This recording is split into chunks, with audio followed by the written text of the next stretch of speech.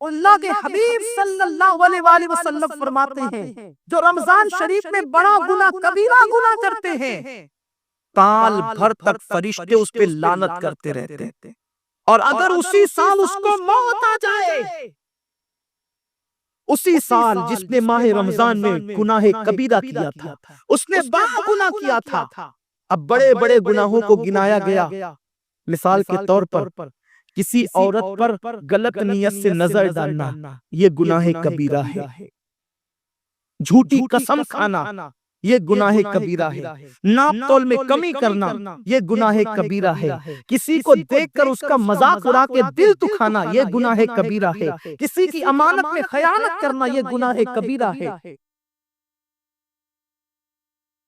ماں باپ کا دل دکھانا یہ گناہ کبیرہ ہے، کفر کرنا یہ گناہ کبیرہ بلکہ اکبر الکبائر۔ اللہ کے رسول صلی اللہ علیہ وسلم نے فرمایا جیسے ماہ رمضان شریف میں نیکیوں کا درجہ بڑھ جاتا ہے ویسے ماہ رمضان شریف میں گناہوں کا بھی معاملہ بڑھ جاتا ہے، یعنی اگر رمضان شریف میں تم ایک گناہ کرو گے تو اور دنوں کے اندر جو گناہ کرتے تھے اب اس گناہ سے زیادہ تمہیں عذاب دیا جائے گا، کیونکہ آپ نے ماہ رمضان کی حرمت کو پامال کیا ہے، آپ نے ماہ رمضان شریف کی عزت کو پامال کیا ہے، تو سوچو انسان کی لعنت پڑے یہ حال ہے، تو جس پہ فرشتوں کی وہ بھی ایک دو نہیں پورے سال تک فرشتے لعنت کرتے ہیں، اور اللہ کے نبی صادق و مصدوق نبی نے فرمایا کہ اگر وہ اسی سال رمضان شریف آنے سے پہلے مر جائے تو اس کے پاس کوئی نیکی نہیں ہوگی جو اس کو جہنم کی آگ سے بچا سکے،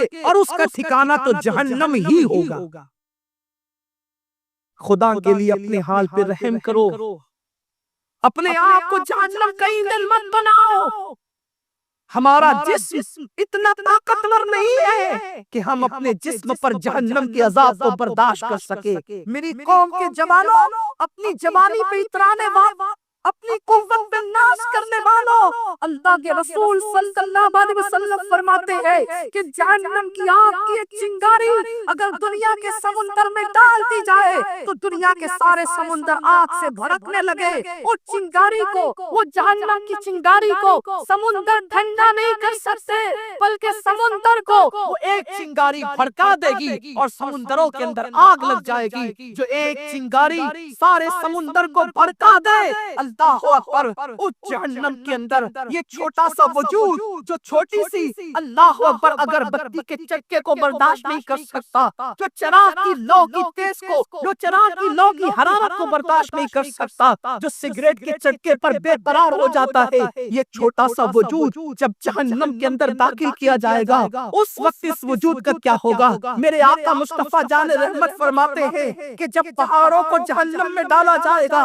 تو پہاڑ ایسے پگھلنے لگیں گے جیسے نمک کو پانی میں ڈالنے سے نمک پگھلنے لگتا ہے۔ میرے بھائیوں، خدا کے لیے اپنے حال پر رحم کرو، اپنے آپ کو جہنم کا ایندھن مت بناؤ۔ اللہ اکبر، تراویح کے وقت میں پیر پھیلا کر محلوں میں بیٹھنے والوں، روزوں کے وقت میں چھپ چھپا کر کھانے والوں، اللہ کی غیرت کو چیلنج مت کرو۔ اللہ کے حبیب نے فرما دیا کہ جو گناہ کبیرہ رمضان شریف میں کرے گا سال بھر فرشتوں کی لعنت ہوگی۔ آپ کہتے ہیں مسلمان کلمہ پڑھتا ہے، مسلمان نبی کا غلام ہے، مسلمان نبی پہ جان قربان کرنے کے لیے تیار ہے، اتنی مصیبتوں میں کیوں ہے، اتنی تکلیفوں میں کیوں ہے، کیوں تباہ ہو رہا ہے مسلمان؟ ارے جس پر فرشتے پوری سال لعنت کرے وہ قوم تباہ نہ ہوگی تو کیا ہوگا؟ اس قوم کے گھر نہ جلیں گے تو کیا ہوگا؟ اس قوم کی بیٹیوں کی آبرو نہ لوٹے گی تو کیا ہوگا؟ وہ قوم غربت کی چکی میں نہ پسے گی تو کیا ہوگا؟ آؤ سچی توبہ کر لو، توبہ کے دروازے کھلے ہوئے ہیں، اپنے گناہوں کا احساس کر لو، نادم ہو کر قدرت کی بارگاہ میں پلٹ جاؤ۔ میرا رب فرماتا ہے فَفِرُّوا إِلَى اللَّهِ، کہاں جا رہے ہو؟ دوڑو اللہ کی طرف، پلٹو اللہ کی طرف۔ بڑے سے بڑا پاپی اگر خدا کی طرف احساس گناہ لے کر، ندامت کے آنسو لے کر اللہ کی بارگاہ میں پلٹا ہے تو اللہ نے اس کو مغفرت کا پروانہ عطا کیا ہے۔ میرے رب کا وعدہ ہے جو میری بارگاہ میں پلٹتے ہیں میں ان کو لوٹاتا نہیں ہوں، میں ان کو معاف کر دیتا ہوں۔ طبقت رحمتی علی غضبی، میری رحمت میرے غضب کے سبق لے گئی ہے۔ وہ رب جو 70 ماؤں سے زیادہ پیار کرتا ہے امت کی تباہی کا اتنا ہی خیال ہے، تم رمضان شریف کا احترام کیوں نہیں کرتے؟ ہم رمضان شریف کا اہتمام کیوں نہیں کرتے؟ کیوں ہم اللہ کی عبادت کی طرف نہیں آتے؟ آؤ اپنے گناہوں کا احساس لے کر خدا کی بارگاہ میں پلٹو تاکہ تباہی سے بچ جاؤں گا۔ ایک حدیث پاک کا مفہوم پڑھ کر اپنی گفتگو کو اختتام کی طرف لے کر چلو۔ یہ امت اگر گناہ کا احساس کر لے، احساس گناہ کر لے، ہم تباہی سے ابھی بھی بچ سکتے ہیں۔ اللہ کریم ہے، بہت مہربان ہے، غفار ہے، اس کو معاف کرنا پسند ہے، بلکہ یہاں تک فرمایا کہ میرا بندہ اگر ساری دنیا کے انسانوں کے جرائم لے کر شرمندہ ہو کے میری بارگاہ میں آئے تو بھی میں اس کو معاف کر دیتا۔ کیا احساس تھا لوگوں کو گناہ کا، بلکہ گناہ نہیں، نہ کردہ گناہوں کا بھی لوگوں کو احساس تھا۔ ایک حدیث پاک کا مفہوم پڑھتا ہوں۔ حضرت ثعلبہ ابن عبد الرحمن، یہ ایک جوان انسان ہے، ابتدائی جوانی میں ان کو حضور کا دامن نصیب ہو گیا اور یہ مسلمان ہو گئے، حضور کے ہاتھوں پہ کلمہ پڑا۔ کیا نصیبے تھے ان کے جنہوں نے کلمہ دینے والے نبی کے ہاتھوں پہ کلمہ پڑا تھا؟ کیا نصیبے تھے ان کے جنہوں نے نماز لانے والے نبی کے پیچھے نمازیں پڑھی تھی؟ کیا نصیبے تھے ان کے جنہوں نے بشکل مصطفیٰ اللہ کے نور کو دیکھا تھا؟ کیا نصیبے تھے ان کے جن کی آنکھوں کو خدا بھی پیار سے دیکھتا تھا؟ کیا نصیبے تھے ان کے جن کا مٹھی بھر جو خیرات کرنا لوگوں کے احد پہاڑ سونا خیرات کرنے سے بھی زیادہ بہتر تھا؟ کیا نصیبے تھے ان کے جن کے گھوڑوں کی ٹاپوں سے لگنے والی دھول کی قسم قرآن نے یاد فرمائی ہے؟ کیا نصیبے تھے ان کے جس طرح جنت کا ہونا یقینی قرار دیا گیا ہے ان صحابہ کا جنتی ہونا یقینی قرار دیا گیا؟ کیا نصیبے تھے ان کے جن کی اقتدا کو نجات کا ذریعہ قرار دیا گیا؟ کیا نصیبے تھے ان کے جن کو دیکھنا جہنم سے نجات کا ذریعہ قرار دیا گیا؟ کیا نصیبے تھے ان کے جن کی صحبت اللہ اکبر رسول اللہ کی صحبت کی نیابت کا ذریعہ قرار دے دیا گیا؟ اللہ اللہ کیا نصیب والے تھے، لیکن حضور کی تربیت نے ان کو کس قدر عظیم، معتبر اور محترم بنا دیا تھا۔ ثعلبہ ابن عبد الرحمن جوانی کی ابتدا میں مسلمان ہوئے، شوق یہ تھا زیادہ تر وقت میں نے اللہ کے نبی صلی اللہ علیہ وآلہ وسلم کی چوکھٹ پہ گزارنا ہے۔ کریم آقا سے بندہ پرور، غریب پرور آقا سے عرض کی، آقا جوانی کی ابتدا ہے، میں یہ چاہتا ہوں کہ زیادہ تر وقت آپ کی صحبت پہ گزاروں۔ میرے نبی نے کسی کو نہ نہیں کہا، میرے کریم آقا نے فرمایا ثعلبہ تجھے اجازت ہے۔ اور پھر ثعلبہ جب حضور کی چوکھٹ پہ رات و دن رہنے لگے تو آقا نے ان کی ڈیوٹی مقرر کر دی، اگر کسی کو بلانا ہوتا سرکار ان کو بھیج کر کے بلاتے، کوئی سودا سلف لانا ہوتا حضور ان کو لانے کے لیے بھیج دیتے، کوئی اعلان کرنا ہوتا ان کو کبھی کبھی منادی بنا دیا جاتا۔ ثعلبہ ابن عبد الرحمن کو ایک مرتبہ میرے کریم آقا صلی اللہ علیہ وآلہ وسلم نے ایک صحابی کے گھر پہ بھیجا۔ حدیث پاک کا مفہوم ہے ابھی ابتدائی دن تھے، تربیت ابھی مکمل نہ ہوئی تھی، تربیت کے ایام جاری تھے، ابھی تربیت سے وہ گزر رہے تھے۔ اللہ اکبر، کسی کے گھر جاؤ تو آداب یہ ہیں کہ کسی کے دروازے پہ دستک دے کر سائیڈ میں کھڑے ہو جاؤ، تاکہ اگر وہ دروازہ کھولے تو اس کے گھر میں تمہاری نظر نہیں پڑنا چاہیے۔ میرے کریم آقا فرماتے ہیں اپنے گھروں کی چھت پر بلا عذر شرعی نہ چڑھا کرو، اس لیے کہ اگر تم اپنے گھر کی چھت پر چڑھو گے اور کسی کے گھر میں تمہاری نظر پڑ گئی تو اللہ اس نظر کے بارے میں بھی تم سے سوال کرے گا۔ خالی گھروں میں نظر ڈالنے پر بھی میرے نبی نے منع کیا ہے، جو لوگوں کی آبرو پہ نظر ڈالتے ان کا انجام کیا ہوگا۔ حالت روزہ میں جو انٹرنیٹ پر زنا کے مناظر دیکھتے ان کا انجام کیا ہوگا، جو روزے کی عظیم راتوں کے اندر کرکٹ محلے میں کھیلتے ہوئے وقت کو ضائع کر دیتے ان کا انجام کیا ہوگا۔ آج کے لوگ کہتے ہیں مولانا آخر یہ کرکٹ سے مولویوں کو کیا دشمنی ہے، بڑے بڑے دیندار لوگ کرکٹ کھیلتے ہیں، کرکٹ میں کیا گناہ ہے، نہ اس میں بد نظری ہے، نہ بد نگاہی ہے، نہ یہ ہے، نہ وہ ہے، نہ وہ ہے۔ یاد رکھنا کرکٹ میں اگر کوئی گناہ نہ بھی ہو تو جو وقت ضائع ہو رہا ہے نا یہ کیا کوئی کم گناہ ہے؟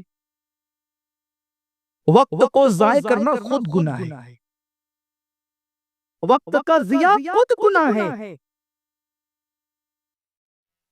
اللہ کے حبیب صلی اللہ علیہ وسلم فرماتے جس نے دنیا میں ایک لمحہ ضائع کیا ہوگا وہ قیامت کے دن پچھتائے گا کہ میں نے ایک لمحہ کیوں ضائع کر دی. گھنٹوں سب کی نیند برباد کرتے ہو، خراب کرتے ہو، پوری رات جگتے ہو. اگر وہ رات مصلی پر گزرے تو پھر کیا بات ہے. آج لوگ کہتے ہیں مسلمانوں کو ترقی کیوں نہیں ملتی، کل تک مسلمان تاجدار تھا آج مسلمان بیکاری ہو گیا.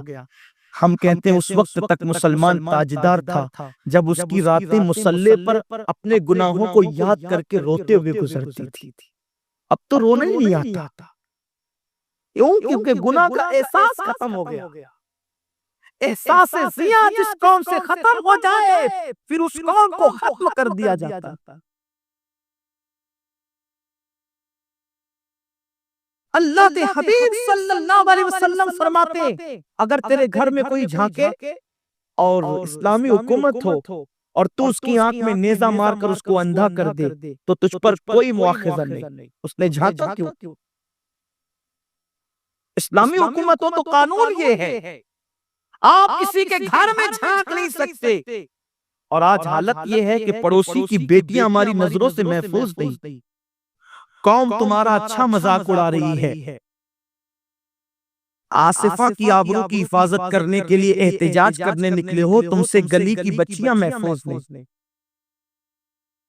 لوگ جو تمہاری بیٹیوں کی آبرو کا جنازہ نکال رہے وہ سوچ سمجھ کے، انہیں پتا ہے کہ تمہارے کھوکھلے نعرے کسی آصفہ کو آبرو نہیں بچا سکتے. تم ہزاروں آصفہ کو، اپنے محلے کی آصفہ کو تم جب پاپ کی نظر سے دیکھ رہے ہو اس کا احتجاج کون کرے گا؟ بیٹیوں کی آبرو کا تحفظ پاپی نگاہوں نے کبھی نہیں کیا. یہ سیاسی ہتھ کنڈے اور اخبارات میں تصویر چھپانے کا شوق تمہیں نعرہ لگانے پہ مجبور کرتا ہے، مگر دنیا اچھی طرح جانتی ہے کہ تمہاری آنکھوں میں وہ تقدس جو محمد بن قاسم کی آنکھوں میں تھا. اگر وہ تقدس تم پیدا کر لیتے تو احتجاج کی ضرورت نہیں پڑتی. تمہاری بیٹیوں کو کوئی آنکھ اٹھا کے دیکھ نہیں سکتا تھا. ہم ہندوستان میں جو پہلی مرتبہ آئے تھے قرآن پڑھنے نہیں آئے تھے، قرآن پڑھانے نہیں آئے تھے، اذان دینے نہیں آئے تھے، نماز پڑھانے نہیں آئے تھے. اگر تاریخ اسلامی کا جائزہ لو تو پتا چلتا ہے ہم پہلی مرتبہ جو ہندوستان آئے تھے صرف ایک بیٹی کی عزت کی حفاظت کے لیے آئے تھے. اسلامی مملکت کے بادشاہ کو پتا چلا کہ ہندوستان کا ایک بادشاہ جس نے اپنی سگی بہن کے ساتھ نکاح کر رکھا ہے تو اس نے کہا تھا بیٹی صرف بیٹی ہوتی ہے چاہے وہ کسی کی بھی بیٹی ہو. ہم 7 سمندر پار جا کر اس بیٹی کی عزت کی حفاظت کریں گے. یہ اور بات ہے تم بیٹی کی عزت بچانے آئے تھے. لوگ تمہارے کردار کو دیکھ کر کے اسلام قبول کر لیا کرتے تھے. یہ اور بات ہے. لیکن ہم پہلی مرتبہ نہ قرآن پڑھنے آئے تھے نہ پڑھانے. ہمارا مقصد تھا بیٹی بچانا. آج لوگوں کو سوچ رہا ہے بیٹی بچاؤ بیٹی پڑھاؤ. ہم نے تمہاری بیٹیوں کی آبرو بچایا ہے. آج ہماری بیٹیوں پہ نظر مت ڈالو اس لیے کہ ہم نے احسان کیا ہے، بہت بڑا احسان کیا ہے. جن کی بیٹیاں چتاؤں پہ جلا کرتی تھی اسلام میں آنے کے بعد ان کو سہاگن بننے کا تصور اور شعور عطا کیا ہے. لیکن بات آج اتنی ہے نہ ادھر ادھر کی تو بات کر، یہ بتا کہ قافلہ کیوں لٹا. مجھے رہزنوں سے غرض نہیں تیری رہبری کا سوال ہے. وہ جوان جو کسی قوم کا سرمایہ، وہ جوان جو تاریخ داں اور تاریخ ساز ہوتا ہے، وہ جوان جو ملت کی آبرو ہوتا ہے، وہ جوان آج اپنے محلے کی بیٹی بہو پہ غلط نظر ڈالے. اور حد تو یہ ہے کہ اب کوئی روکنے والا بھی نہ رہا. بلی کے گلے میں گھنٹی کون پاتے اور اسی کو لوگوں نے فیشن سمجھ رکھا ہے. فلموں کے مناظر ہم اپنے محلے میں دہرائیں گے تو یہی حال ہوگا جو دیکھ رہے ہیں. ہم فلموں کے مناظر دہرانے کے لیے نہیں آئے تھے، ہم تو یہاں عبادت کے لیے آئے تھے. ہم تو یہاں نگاہوں کے تقدس کے لیے آئے تھے. بہرحال تو ثعلبہ ابن عبد الرحمن کو حضور علیہ السلام نے بھیجا بلانے کے لیے ایک صحابی کو. ابتدائی ایام تھے تربیت کے. وہ گئے اور انہوں نے دروازے کو دھکا دے دیا، دستک کی بجائے دھکا دے دیا. دھکا دیا تو دروازہ کھل گیا. دروازہ کھل گیا تو ایک عورت بیٹھ کر اس دروازے کے پیچھے غسل کر رہی تھی. اس پر ایک نظر پڑ گئی.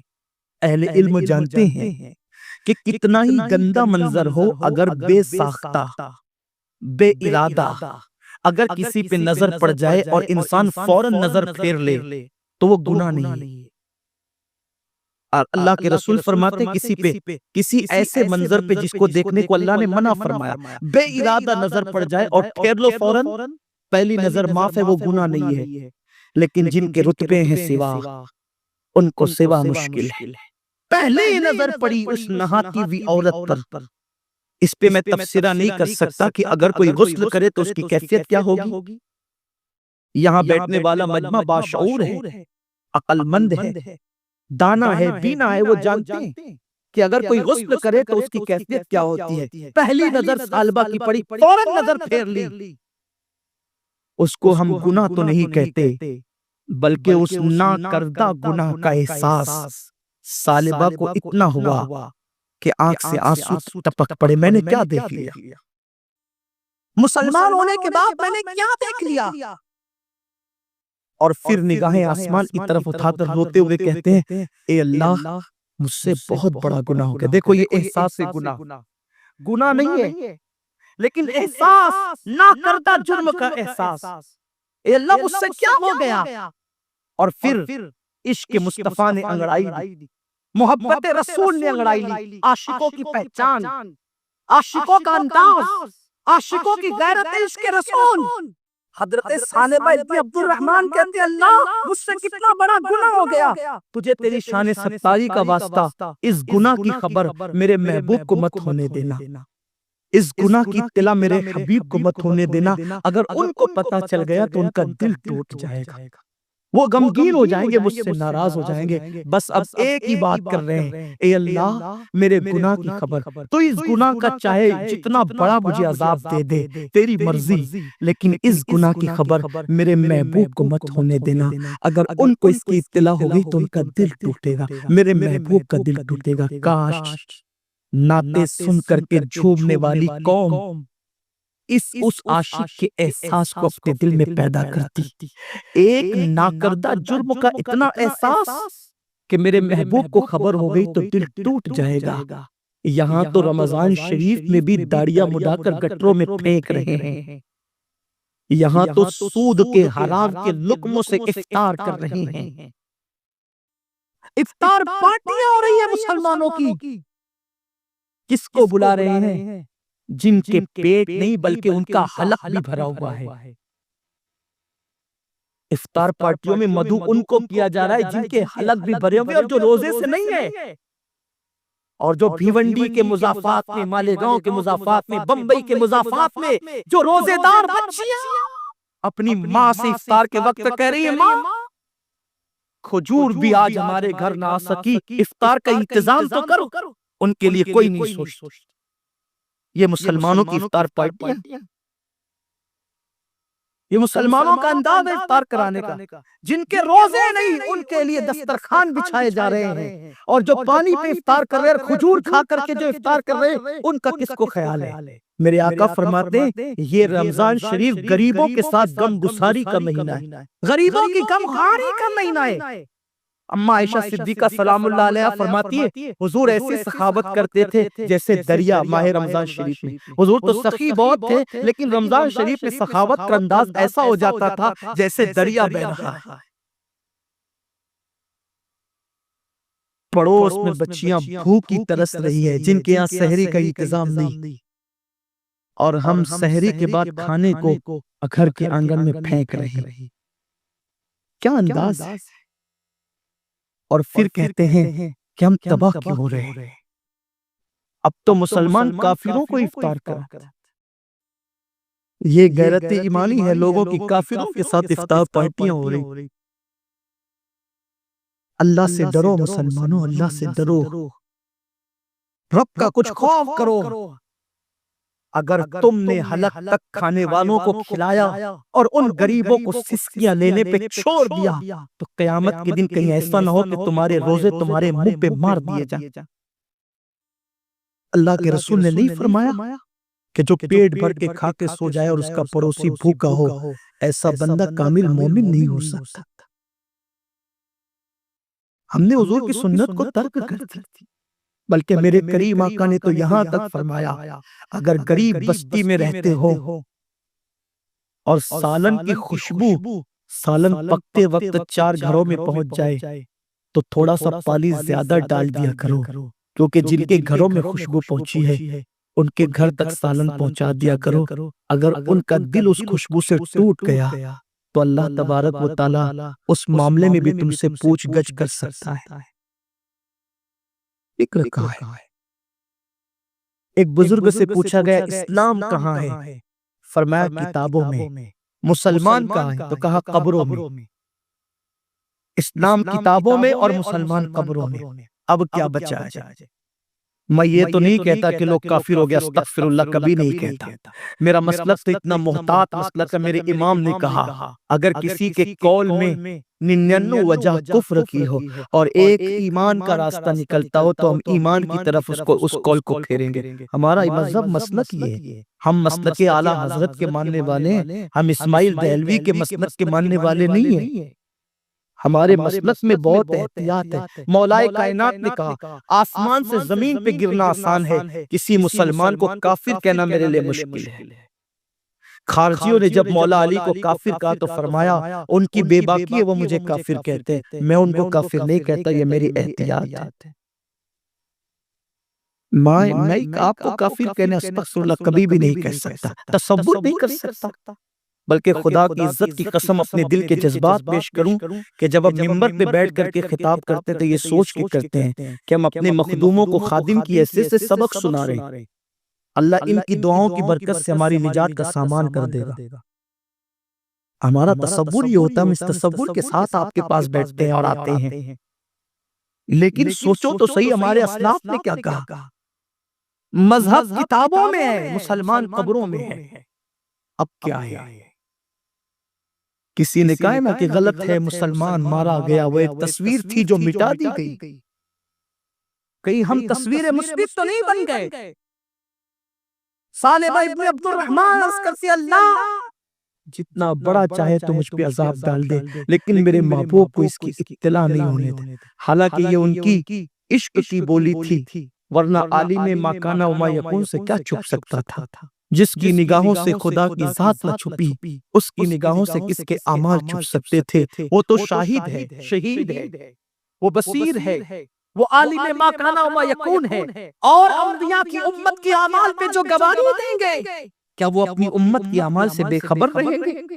میرے امام نے کہا ہے فریاد امتی جو کرے حال زار میں، ممکن نہیں کہ خیر بشر کو خبر نہ ہو، واللہ وہ سن لیں گے فریاد کو پہنچیں گے، اتنا تو ہو کوئی کہ آ کرے دل سے۔